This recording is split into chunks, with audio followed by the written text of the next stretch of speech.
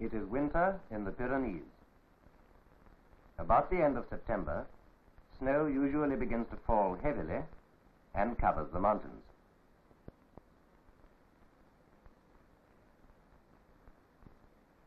The mountain peasants live a hard life. They are poor, for their living comes from the land. Their food is simple, and when the children return from school, they enter the house through the barn. Their meal is soup, vegetables, salted bacon, and homemade spiced sausages.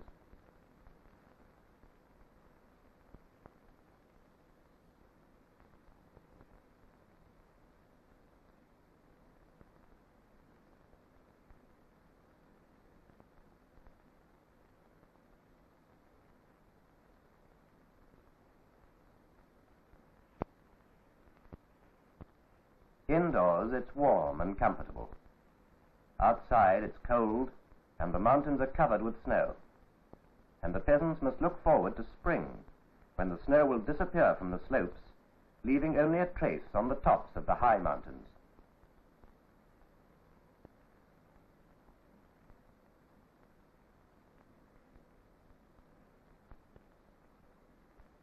And now, without fuss or hurry, the work of ploughing begins. Most important in the life of these mountain folk is the care of their animals, for upon them depends their livelihood. Therefore, the best pastures are reserved for the cattle, sheep, and, to a lesser degree, the goats. In the early spring, the animals graze on the pastures which surround the villages. In the spring, the whole community awakes, and everybody is very busy.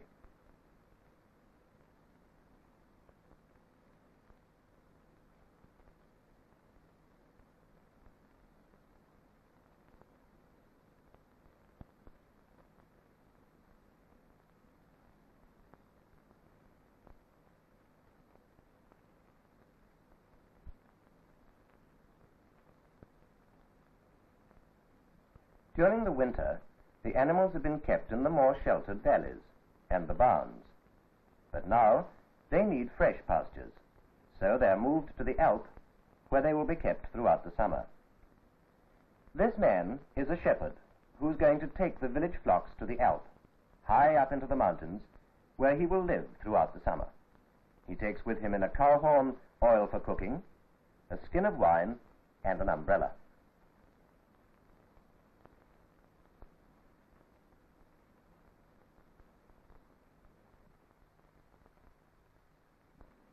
It's the beginning of a long adventure. It will be autumn before he's back.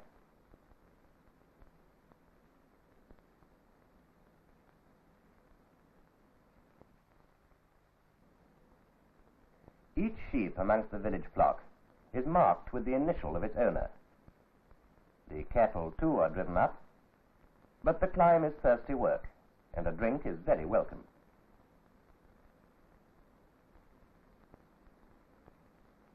The valleys are left far behind, and on the Alp, 5,000 feet up, the animals find good pasture. Once a week, a man comes from the village. He brings supplies of food and other necessities.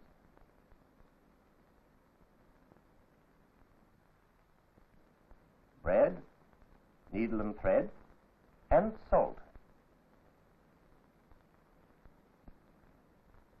The salt is important.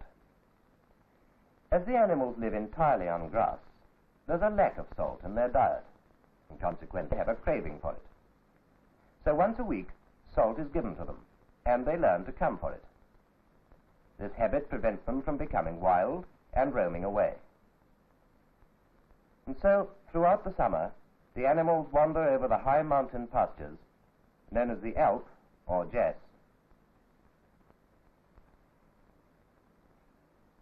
Meanwhile, down in the valley, life goes on. Some of the small, sloping fields are ploughed. On others, potatoes are grown. The small mountain streams are diverted, to water the lower pastures, which will be cut for hay. And some cows are kept to supply the needs of the village. From their milk, the villagers make butter and cheese.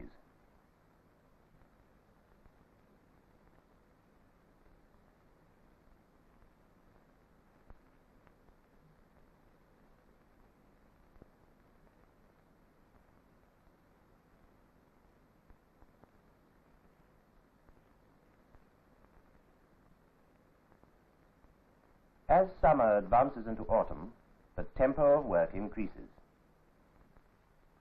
The whole village turns out into the fields to gather in the hay.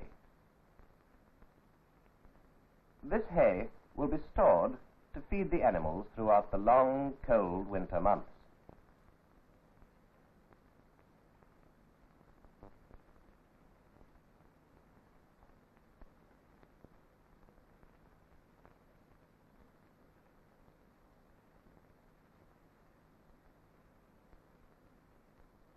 There is fruit in the orchards,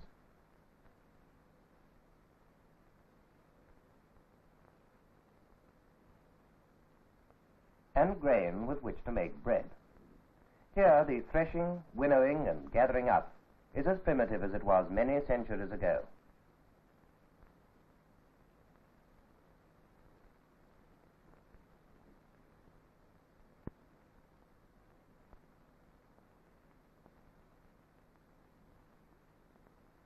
In lofts above the barns and cattle sheds, the grain and hay are stored until required for use. Up above the villages, in the forest belt of the mountain, men are at work lumbering.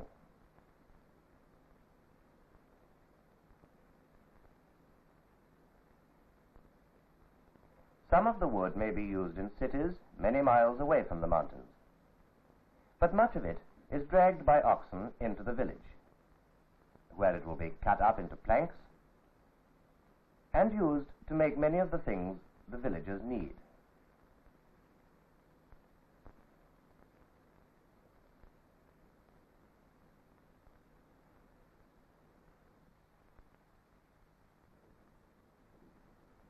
Some of the wood will also be shared amongst the villagers for use as firewood during the winter.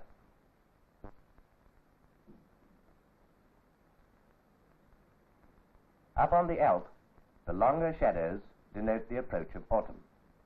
It's time for the animals to return to the valley.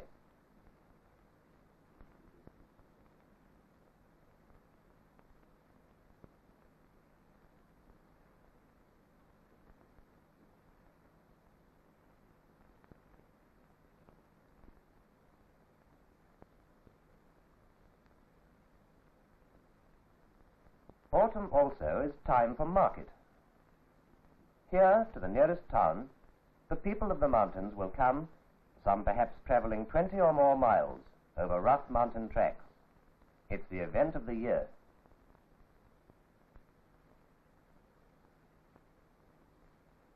At the stalls, the peasants do their year's shopping, buying shoes and clothing, all sorts of goods and necessities.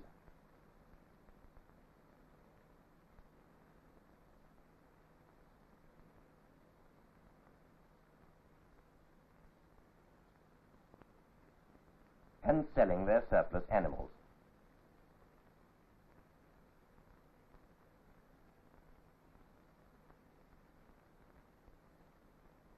A hard bargain is driven. Business is over.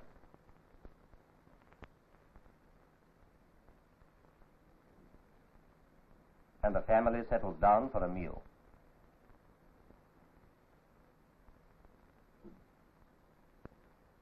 All too soon, the annual market is over. And for the mountain peasant, the journey home begins, carrying with it the surety of another winter and another year.